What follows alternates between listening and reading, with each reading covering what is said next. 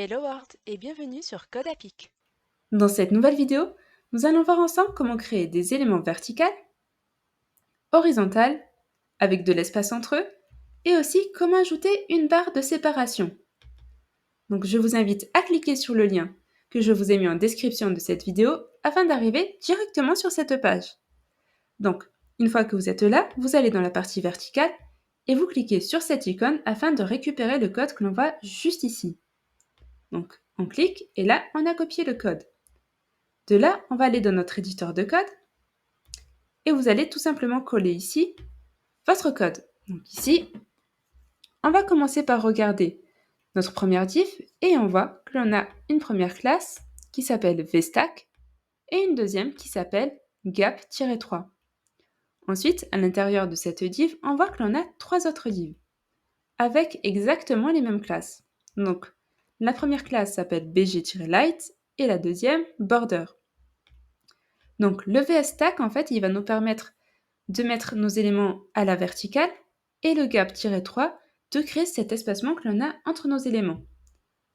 Ensuite, le bg-light va nous permettre d'apporter donc un background, donc une couleur d'arrière-plan, et le border, vous allez voir à quoi il va servir dans un instant. Donc pour cela, on va cliquer sur Go Live pour avoir un aperçu. Alors, je vais partager mon écran en deux. Voilà. Donc, ici, on a le premier item, donc le premier first item. Ici, on a le second item. Et ici, le third item. Donc, on s'aperçoit en fait qu'on a un petit espace que l'on peut changer. Donc, si je viens là, au niveau de mon gap, si je mets un 5 au lieu de 3, j'enregistre en faisant CTRL-S. Regardez bien là, il va y avoir un changement. Voilà. On voit qu'ici, que l'espacement s'est agrandi. Si je mets un 1 au niveau du gap, voilà, j'écris 1 et j'enregistre. On voit que l'espacement est devenu vraiment très petit. Ensuite, maintenant, ce qu'on va faire, c'est qu'on va tester autre chose. Au lieu du vstack, on va mettre hstack. Et avec ça, on va créer des éléments à l'horizontale.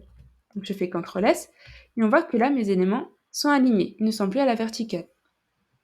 Donc de là, ce que je vais faire, c'est ajouter une marge. Donc je vais venir sur ma deuxième div, donc au niveau du second item, et je vais mettre ms-auto. Et en faisant ça, on voit que l'on a rajouté ici encore plus d'espacement. On va essayer d'enlever le border pour voir à quoi ça va ressembler. Vous pouvez le voir, le border, en fait, ça servait juste à rajouter des bords autour de nos items. Donc je le rajoute ici en faisant CTRL-Z. Voilà. Et ce qu'on va faire, c'est qu'on va aussi mettre juste en dessous un ms-auto. Donc on va tout simplement venir copier et coller en dessous.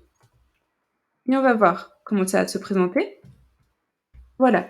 Donc ici, ce qu'on a fait, c'est que du coup, il y a de la marge en fait un peu partout. Donc on va regarder ça ensemble avec l'inspecteur. Donc vous faites clic droit et ensuite vous descendez et vous cliquez sur inspecter.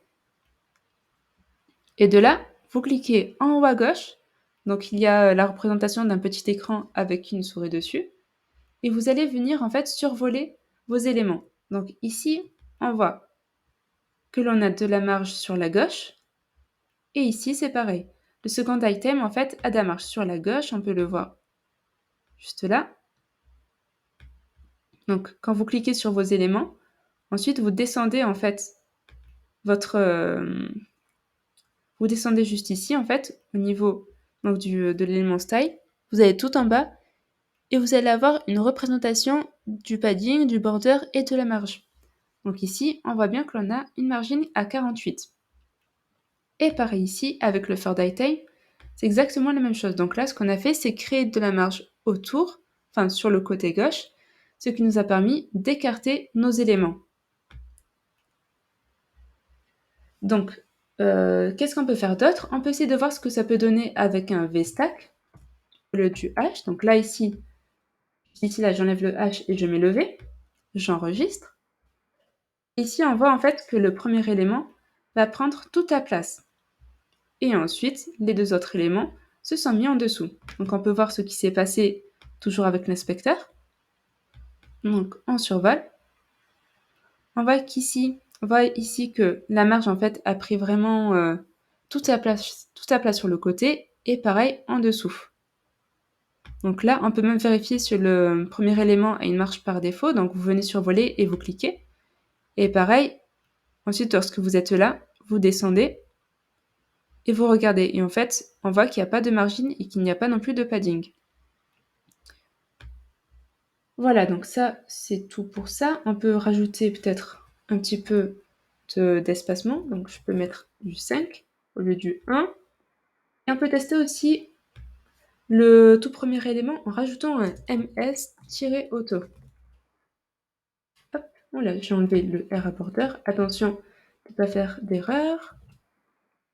Et donc là, en rajoutant un ms-auto, en fait, on rajoute aussi une marge à notre first item. Donc comme vous pouvez le voir maintenant, tous les éléments ont une margine sur la gauche. Voilà, ensuite après, c'est vraiment à vous de voir ce que vous voulez rajouter dedans, si vous voulez mettre des images, si vous préférez créer une navbar en fait en utilisant un peu ce principe-là. C'est vraiment à vous de voir ce que vous voulez faire de ce code. Ah, et aussi ce qu'on va faire, c'est tester la barre. Donc, on avait vu qu'on pouvait aussi rajouter une barre pour séparer les éléments. Donc, je pars de cette barre-là. Et en fait, on voit ici que la classe, c'est VR. Donc, on va tout simplement venir récupérer cette ligne-là. Donc, je fais CTRL-C.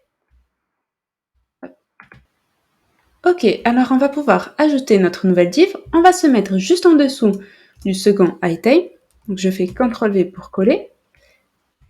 J'enregistre. Et on voit ici que l'on a bien une barre. Je vais en ajouter une deuxième juste après le first item. Donc je fais CTRL-V, j'enregistre. Et voilà, une seconde barre. Donc comme vous pouvez le voir ici, on a bien nos barres de séparation. On a bien nos items qui sont bien séparés. Ensuite, vous pouvez vous amuser en changeant un peu l'espacement qu'il y a entre les éléments et voir comment ça fonctionne. Donc au cas où, par rapport au gap, vous verrez lorsque vous allez au-delà de 5, mais en fait ça n'a pas fonctionné. Si je mets 6, en fait ça ne fait pas l'effet que vous allez vraiment vouloir créer. Donc, par exemple, si ici j'enlève tous les MS auto, hop, et j'enlève celui-ci aussi, et je me mets à la verticale, j'enlève ça, ça. Donc là ici on est sur du 5, donc il y a beaucoup d'espacement, mais là avec le 1 du coup, ça va pas faire, ça va être vraiment très très collé. Et si vous essayez d'aller au-delà du 5, du coup en fait ça se resserre. Donc. Et là c'est pas ce que l'on veut. Du coup si vous augmentez le chiffre, vraiment c'est que jusqu'à 5. Voilà, comme vous pouvez le voir. Ça sera tout pour aujourd'hui, c'est la fin de cette vidéo. On se retrouve jeudi prochain pour un récap sur Instagram et on se revoit le 14 octobre sur YouTube pour la suite de vos cours. Si vous avez aimé cette vidéo, n'hésitez pas à liker et à vous abonner. À bientôt!